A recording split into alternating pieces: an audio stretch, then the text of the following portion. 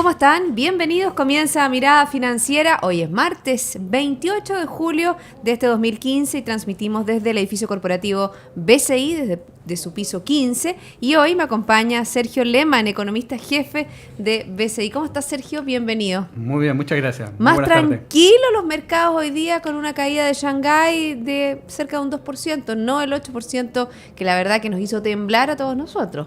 Algo más tranquilo, pero todavía mucha volatilidad en los mercados. Exactamente, yo creo que hay mucha volatilidad en cuanto a los mercados en el Asia. También hay que ver qué está pasando con Europa y con esta ya no es troika, sino que un cuarteto son los acreedores y lo que están negociando con Grecia y todo lo que es su deuda, ¿no es cierto? Su aplicación a este tercer rescate de deuda soberana. Vamos a ver qué está pasando también en Estados Unidos. Comienza hoy día la reunión de la Reserva Federal, creo que es la quinta de este año, donde qué pasará con las palabras o lo que dice o lo que no dice la señora Yellen, lo estaremos analizando ya mañana, porque obviamente que termina en el día de mañana y mañana se dan las conclusiones. A nivel local tenemos noticias con respecto, ¿no es cierto?, a lo que ha pasado con la reforma tributaria, qué pasa, ¿no es cierto?, con la reforma laboral. También hay noticias con respecto al censo. Bueno, vamos a estar hablando de eso y mucho más, Sergio, pero ahora lo que esperan nuestros auditores, que les contemos cómo han estado las bolsas un poco más tranquilas que en el día de ayer. Partimos con el Nikkei, que descendió un 0,10%, el Hang Seng de Hong Kong arriba un 0,62% y la bolsa de Shanghái abajo con un 0,2%. No, 0,2, un 2%. Un 2% Shanghái. Europa tenemos subiendo un 0,77%, el CAC 40 de París arriba un 1,01%, el DAX alemán también arriba 1,06%, IBEX 35 también positivo 0,96%. En Estados Unidos está subiendo la bolsa a esta hora, Dow Jones un 0,76%, Standard & Poor's 0,93%, Nasdaq 0,70%. ¿Qué pasa en Santiago? Está acoplada con los resultados positivos, está subiendo el IPSA un 0,30% y el IGPA también aumenta un 0,33%. Alzas tuvimos en el precio del cobre, casi un punto, 0,95 cerró este martes, quedando en $2.37 la libra contado grada, muy lejos, ¿no es cierto?, de los $3 con los cuales se hizo casi presupuesto. Y nos vamos al dólar, que la verdad que tuvo una nula variación, se quedó con el número diabólico, 666 comprador y 666,3 vendedor. Les recordamos a nuestros auditores que también nos pueden seguir a través de la señal de internet www.infinita.cl. ¿Por dónde partimos, Sergio? Hablamos un poco sobre China, ayer analizamos un poco todas las turbulencias, de dónde se debía, que las inyecciones del gobierno chino no habían logrado o no habían dado la confianza a los inversionistas en esa nación. ¿Cuál es la perspectiva? ¿Cómo lo ven ustedes? ¿Cuál es la visión, sobre todo para nosotros, de un país tan importante como exportador de nuestro principal commodity, que es el cobre? Bueno, efectivamente, yo creo que en general hay mucha preocupación respecto de China. Eso se ha estado reflejando en la bolsa. Hay ciertas dudas bien fundadas respecto a cuánto está creciendo China. Si bien el dato del segundo trimestre de 7% fue algo mejor de lo esperado, yo creo que hay serias dudas respecto a esa cifra y cuál va a ser la evolución hacia adelante. Parte de eso se ha estado reflejando en la bolsa, donde tuvo un aumento muy significativo en los últimos tal vez 12 meses, hasta hace 2 meses atrás, con un ajuste bien importante, lo más reciente. Todavía vamos a ver mucha incertidumbre, mucha volatilidad en los mercados. Yo me atrevería a decir que parte de la caída que mostró ayer la bolsa china tuvo que ver con algunos trascendidos del Fondo Monetario, en el sentido de que estaba manifestando que no era del todo bueno que las autoridades chinas estuvieran interviniendo de la manera que lo están haciendo en el mercado bursátil, básicamente planteando que los precios tienen que ajustarse a su verdadera realidad. Y aparentemente, y todo lo indica en esa dirección, la realidad para el mercado bursátil chino sería de una cifra, digamos, probablemente en términos de precio, algo más baja. Eso generó una caída importante en la bolsa ante la posibilidad que efectivamente los chinos probablemente fuesen menos activos, digamos, en materia de sostener la bolsa china. El día de hoy sí, las autoridades chinas manifestaron de que van a mantener su impulso al mercado bursátil, destinando para ello un fondo muy importante que está básicamente orientado, digamos, a compra de activos bursátiles. Eso logró entonces sostener en cierto grado la bolsa. De hecho, a mitad día, digamos, de China, la bolsa estaba cayendo bastante más de lo que fue el cierre, digamos, en torno a 4 o 5%, y tras esa información tendió, digamos, a recuperarse y cerrar finalmente, digamos, con una caída más acotada. Sin embargo, como decía, la incertidumbre respecto a China se sostiene, eso tiene impactos importantes sobre el precio de los commodities, si bien hoy día el precio del cobre subió ligeramente, digamos, ubicándose en torno a $2.40, está muy por debajo de los precios que había mostrado en los últimos meses y todavía se mantiene cierta incertidumbre respecto a cuál va a ser la evolución hacia adelante. Yo creo que de todas maneras la demanda de China por cobre se va a sostener, digamos, esas son las visiones que se tienen hoy día en esa materia, digamos, y en materia de commodity en general. Por lo tanto, yo creo que todavía hay una suerte, digamos, de sobrereacción en el precio del cobre. Yo creo que debería tender a moderar su caída, digamos, o sea, mostrar algunas alzas ligeras, digamos, en los próximos meses. Pero ya, ¿cuánto sería el precio de equilibrio del cobre? Porque acuérdate que ya estamos en época de donde se está pensando en el presupuesto para el 2016 y obviamente que el precio del cobre estimado para un 2016 totalmente distinto al que se estimó para este 2015. Absolutamente, yo creo que nos tenemos que acostumbrar a vivir con un precio del cobre bastante más bajo, muy distinto probablemente a lo que se consideró en el presupuesto y muy distinto a lo que se encontró o lo que se alcanzó en los últimos años. Nuestra visión es que el precio de equilibrio, suponiendo que el precio se iguala con los costos marginales, es decir, el costo de extraer la última libra de cobre, digamos, en un yacimiento minero, debería más o menos llegar a $2.80. Ahora, esa convergencia sí va a ser bastante gradual y nosotros estamos viendo el precio del cobre más cercano a $2.60, $2.70 a fines de este año. ¿Por qué se da eso? Porque sí hay revisiones respecto a cómo está hoy día siendo abastecido el mercado del cobre. Hay visiones de que la oferta está siendo muy por sobre, está encontrándose muy por sobre la demanda. Eso debería tender, digamos, a moderarse hacia el 2016, también algo más moderado hacia el 2017, pero claramente hoy día la visión que se tiene es un mercado mucho mejor abastecido, es decir, con una sobreoferta mucho más importante de la que se preveía hace un trimestre atrás, por ejemplo. Bueno, y la pregunta es cómo le pega a nuestro país durante todos estos días, especialmente ayer y hoy han habido declaraciones desde la principal, ¿no es cierto?, cuprífera nacional, desde Codelco, sobre qué va a pasar con divisiones que no están siendo tan eficientes. Se hablaba, ¿no es cierto?, sobre la continuidad de El Salvador. Sabemos que hay problemas, ¿no es cierto?, han habido problemas también a nivel de contratistas en la zona, en esa zona. Hay casos, ¿no es cierto?, que se tiñen ya no lo económico, sino que también judicial, pues desgraciadamente hay una persona muerta en esos incidentes y un poco de lo que viene para la minería chilena, lo que viene a nivel de proyectos, porque obviamente que si bien, no sé, tú hablas de un precio del cobre que se va a ir ajustando, pero hemos visto, por ejemplo, que hay ciertas mineras en las cuales ya con un cobre a 2.70 ya no es viable producir. Yo sé que hay unas que son mucho más eficientes, pero ¿qué va a pasar con eso? ¿Qué va a pasar con la gran inversión minera que hay que hacer en esa línea para poder, por ejemplo, hacer de Chuquicamata una mina subterránea, para poder extender la exploración de ese mineral? ¿Qué pasa con las inversiones que se están haciendo en el Teniente también, que son cuantiosas reformas y inversiones, no reformas? Y también qué pasa con los costos energéticos. Vivimos un año complejo a nivel de sequía, también vivimos un año donde, por ejemplo, un montón de proyectos, hoy día estaba leyendo, nos vamos a pasar a otra empresa, sobre las pérdidas que había tenido Endesa por Hydro Aysén, superaban los 100.000 millones o 100 millones de dólares, ya la pérdida que están haciendo con respecto a un proyecto que al parecer ya no va a ser viable. Respecto a los yacimientos mineros, efectivamente hay bastante heterogeneidad, es decir, uno ve que hay minas que tienen costos de extracción bastante altos y otros algo más bajos. El costo promedio de extracción del cobre en Chile es en torno a $2.20, es decir, hoy día están con márgenes realmente estrechos. Sin embargo, como decía, hay bastante heterogeneidad y en algunos yacimientos mineros los costos claramente están más bien cercanos a los $3.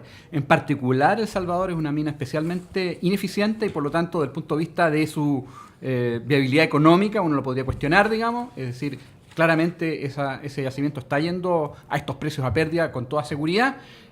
Hay probablemente elementos que tienen que ver más con variables políticas, digamos, y una visión también de qué va a pasar hacia más el mediano o largo plazo con el precio del cobre.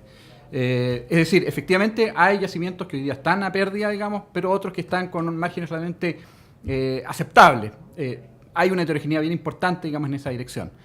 Yo creo que mirando hacia adelante, los yacimientos mineros están básicamente proyectando, o los proyectos, digamos, mirando hacia más mediano o largo plazo. Y como decía, si bien se ve un mercado un poquito más balanceado hacia el 2017-2018, hacia el 2019, justamente porque hay menos proyectos mineros en desarrollo, va a haber un mercado bastante más estrecho. Por lo tanto, en ese entonces hay ciertas visiones, ciertos analistas que están viendo, digamos, un precio del cobre en ese entonces en torno a $3, que de todas maneras es un precio realmente bajo comparado con lo que vimos hace algunos años atrás. Es decir, porque eso definitivamente, Sergio, se acabó. O sea, un precio del cobre a $4, un poco más, como se pensaba en algún minuto que iba a seguir el precio del cobre, eso ya no existe. Definitivamente, el super ciclo de commodities, como se le llamó en su momento, ese ya se terminó y por lo tanto esos precios que vimos en el pasado no van a volver. Ahora, a $3, sí, algunos proyectos mineros que están mirando en ese horizonte pueden ser realmente atractivos, pero ya estamos hablando de bastantes años más hacia adelante que los grandes mineros o grandes proyectos mineros están en esa línea. Ahora, de todas maneras hay que reconocer, y tú lo tocabas, digamos, el precio de la energía en Chile es caro, digamos, y el costo de extracción del cobre en Chile hoy día es realmente caro si uno compara, por ejemplo, con el precio o el costo, digamos, de extracción, por ejemplo, de yacimientos en Perú. Tenemos costo de energía elevado y costos laborales elevados en la minería chilena. Bueno, y en esa misma línea te quería hacer una pregunta cuando tú explicabas un poco de la tendencia en el precio del cobre. Sabemos, ¿no es cierto?, que las mineras, gran parte de los acuerdos lo hacen a precio futuro. ¿Eso le ha pegado también de sobremanera? ¿El precio el precio futuro ha sido mucho más alto del que hemos visto actualmente? Hoy día el precio futuro está bastante alineado con el precio spot, porque al final el precio futuro es básicamente a través de una fórmula matemática que básicamente significa llevar el precio de hoy, digamos, hacia adelante. Está bastante similar, digamos, es decir, si uno ve la curva de precios futuros del cobre está bastante plana, es decir, por ese lado, la verdad que no hay mucha ganancia por parte, digamos, de la empresa y más bien el precio se ve bastante similar. Eso entonces le ha estado pegando de todas maneras, digamos, al resultado de las empresas, aun cuando el precio al cual, digamos, vendan sea un precio con algún plazo hacia adelante. Bueno, hablando de otro país que lo anunciábamos como casi los titulares de mirada financiera, tiene que ver con Grecia y tenemos noticias con respecto a Grecia porque hoy día comienza, ¿no es cierto?, este tercer rescate, estas negociaciones y el Banco Central Europeo aprueba la reapertura de la bolsa en Atenas. Estaba cerrada la bolsa, no solo los bancos estaban cerrados, sino que también la bolsa en Atenas. Ya eso ha comenzado a funcionar a media máquina, por supuesto, y ahí está un poco qué va a pasar a nivel político, qué va a pasar con el gobierno de Tsipras, porque está a su cabeza ahí. Él pidió a la población que dijera si estaba a favor de lo que pedían los acreedores o no. Y la gente mayoritariamente dijo que no estaba a favor. Pero él hizo lo mismo que le pedían los acreedores, incluso un poco más.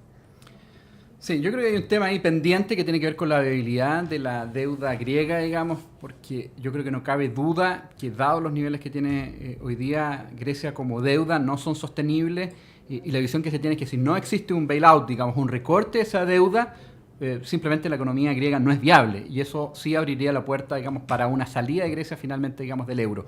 Creo que parte de esa visión está en algunos analistas, es decir, muchos analistas siguen viendo, digamos, como un escenario probable la salida eventual, ¿no es cierto?, de Grecia de la zona euro, a pesar de que hay un acuerdo, porque lo que todavía no está resuelto, y creo que es un elemento central al final en esta negociación, tiene que ver con un eventual recorte, una rebaja, digamos, de la deuda griega. El propio Fondo Monetario lo ha dicho.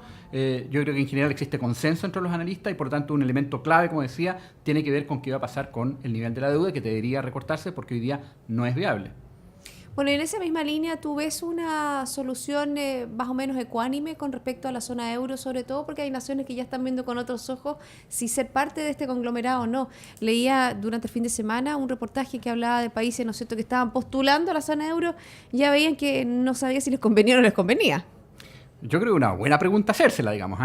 Si hay algo que ha mostrado la zona euro es que existe cierta inflexibilidad en materia política monetaria, por cierto, digamos, porque hay claramente países que están viviendo una realidad económica muy distinta.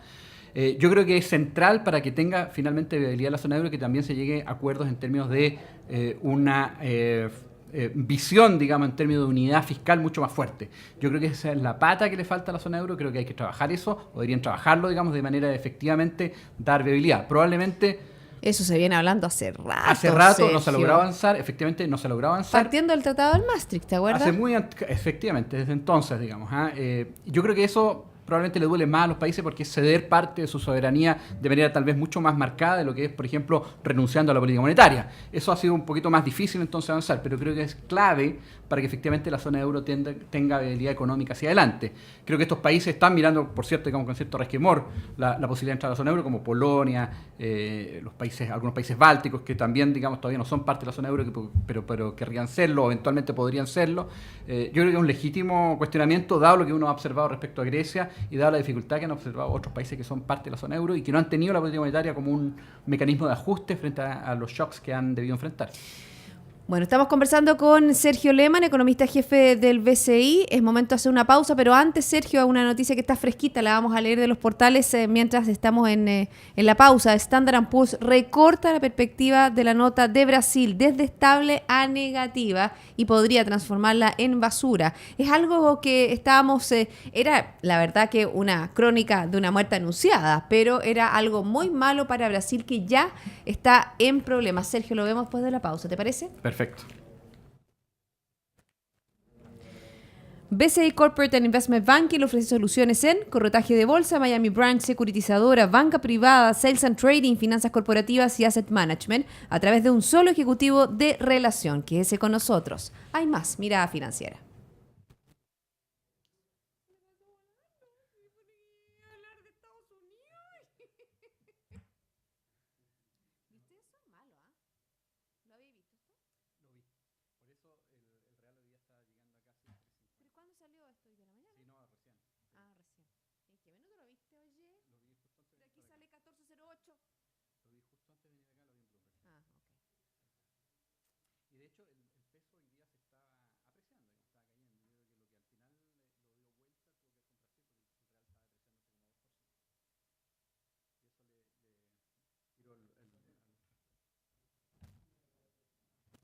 Ya estamos de vuelta aquí en Mirada Financiera, transmitiendo del edificio corporativo BCI, el piso número 15, junto a Sergio Lehmann, precisamente economista jefe de este banco. Lo anunciábamos antes de irnos a la pausa. Standard & Poor's recorta la perspectiva de la nota de Brasil. De esta manera, obviamente, que el país se acerca a perder su grado de inversión.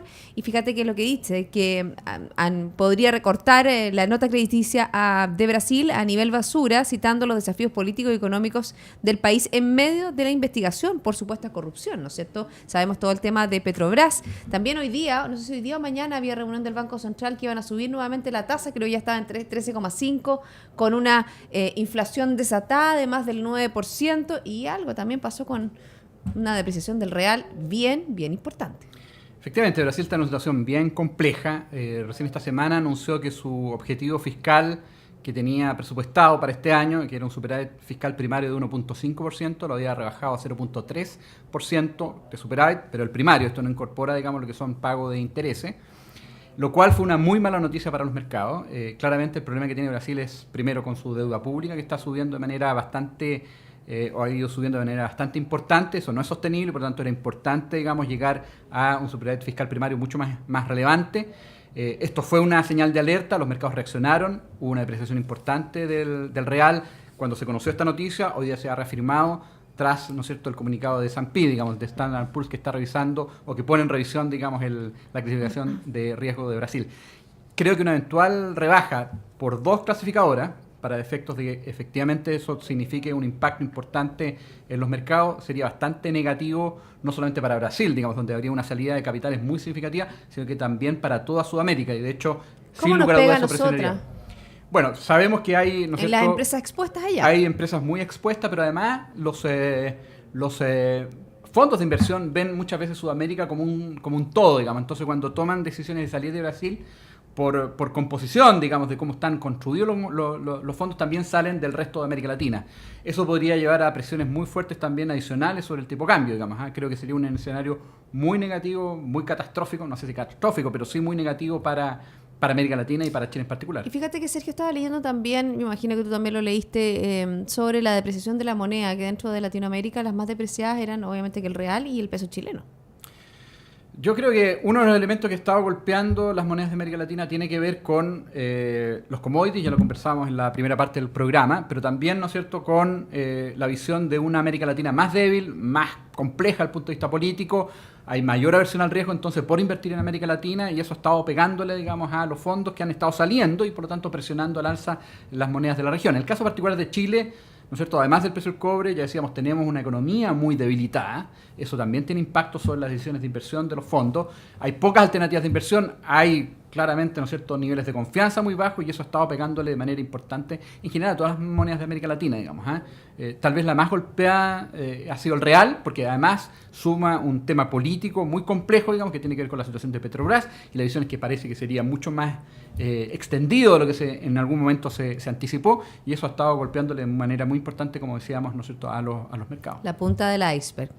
Vengamos a nuestro país, porque hoy día se entregaron cifras que tienen que ver con la construcción. Se entregó el índice mensual de actividad de la construcción, el famoso IMACOM, que aumentó, fíjate, en 1,6% anual en mayo, pero obviamente que sigue bajo el 4,5% de promedio histórico anual. Estamos hablando una cifra superior a las registradas durante marzo y abril, que fueron de un 0,2% y un 1,3%. Y también hay una noticia que para ligar un poco las dos cosas, porque hay ventas inmobiliarias marcan récord, se comercializan más de 12.000 unidades y los precios siguen subiendo. Pero obviamente que ahí hay una explicación. Hay una explicación que se llama reforma tributaria, una explicación que tiene que ver con el IVA, que comenzaría a partir del 2016, y eso ha acelerado la venta, ¿no es cierto?, de departamentos, de proyectos nuevos antes para ahorrarse el IVA. Efectivamente, lo que está pasando en el mercado inmobiliario es bien particular, muy asociado a lo que tú señalabas, porque lo que uno ve en otros sectores son más bien noticias negativas. Este jueves vamos a conocer datos de producción industrial y producción manufacturera. ¿Cómo se y viene? El mercado está estimando, digamos, una cifra de caída en la producción manufacturera. Nosotros en particular estamos proyectando un menos 2,1%, que es una cifra bastante mala, digamos. Bien mala. Y que da cuenta de una habilidad muy marcada que estamos observando en la economía, que se ha ido sosteniendo, y estos ruidos en particular, ¿no es cierto?, China, Brasil, meten también más incertidumbre y hacen más dificultoso probablemente la recuperación de la economía hacia el segundo semestre. Y también el viernes vamos a conocer, ¿no es cierto?, las cifras sectoriales del INE, ¿cierto, Sergio? Efectivamente, vamos a conocer también datos de desempleo, también, digamos, y ventas minoristas.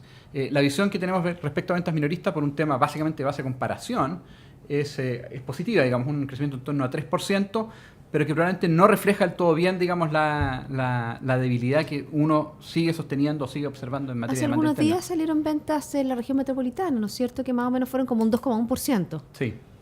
Efectivamente, hay factores estacionales, hay un tema también de base de comparación. Nuestra visión, como decía, digamos, es un crecimiento de ventas minoristas que va a ser en torno a, nuestra proyección puntual es 3,3%. Bueno, y en esa misma línea, y hablando un poco de cifras, me gustaría saber tu opinión, porque hoy día se lanzó el censo 2017 y obviamente que prevén que costará, mira la cifra, 43.000 millones de pesos. Encuestadores, hay algunos encuestadores que serán voluntarios, hay algunos, ¿no es cierto?, que tienen que trabajar. Estaba leyendo una entrevista que le hacen a la directora del INE, Jimena Clark, hablando sobre un poco el trabajo que se iba a hacer.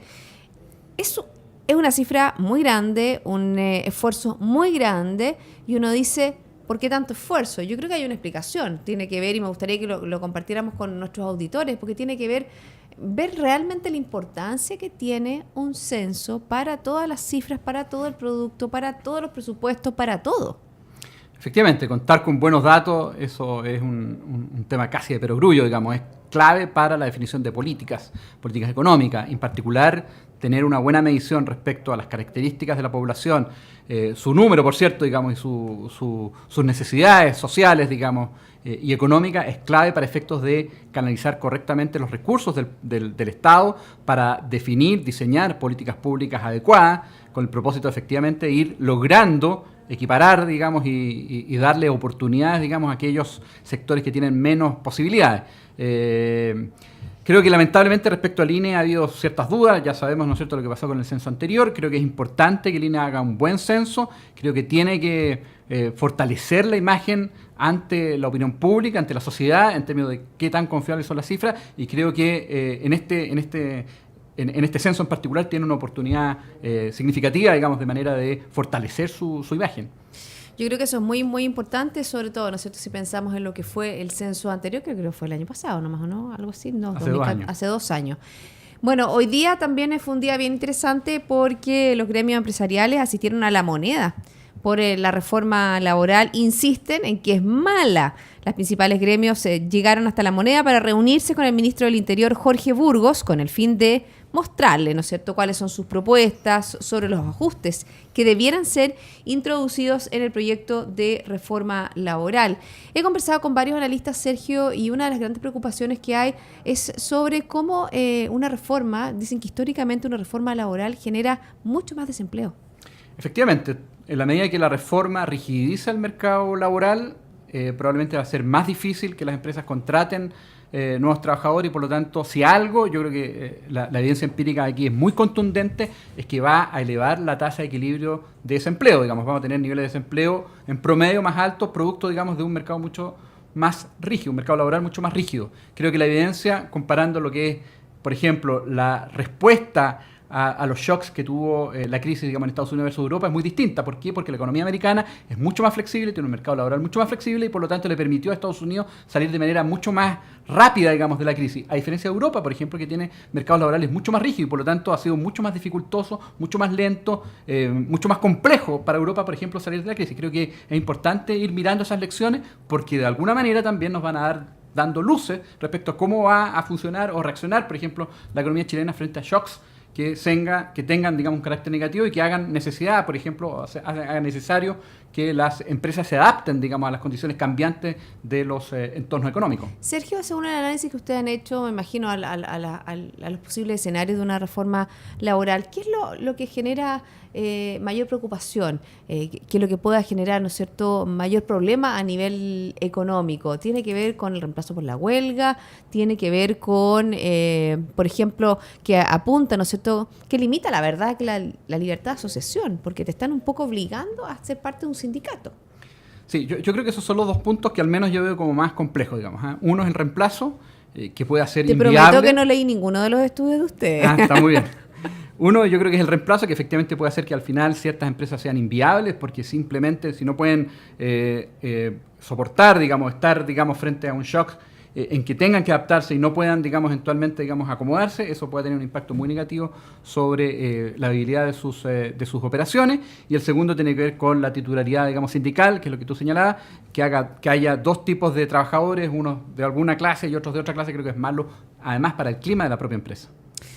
Bueno, vamos a ver qué pasa. También se ha generado ruido con respecto a la reforma tributaria. Se dice que la elección no tiene que ver con las circulares, sino que tiene que ver con una reformulación más bien de un sistema, no dos sistemas convergiendo de una manera simultánea.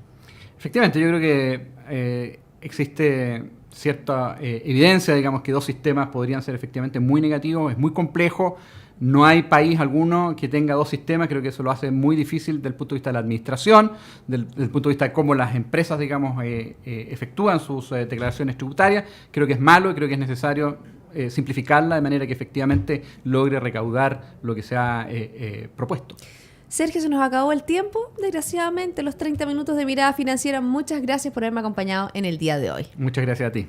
Y a todos ustedes, sigan en compañía de Radio Infinita. Nosotros nos reencontramos mañana a las 2 de la tarde. Hasta entonces.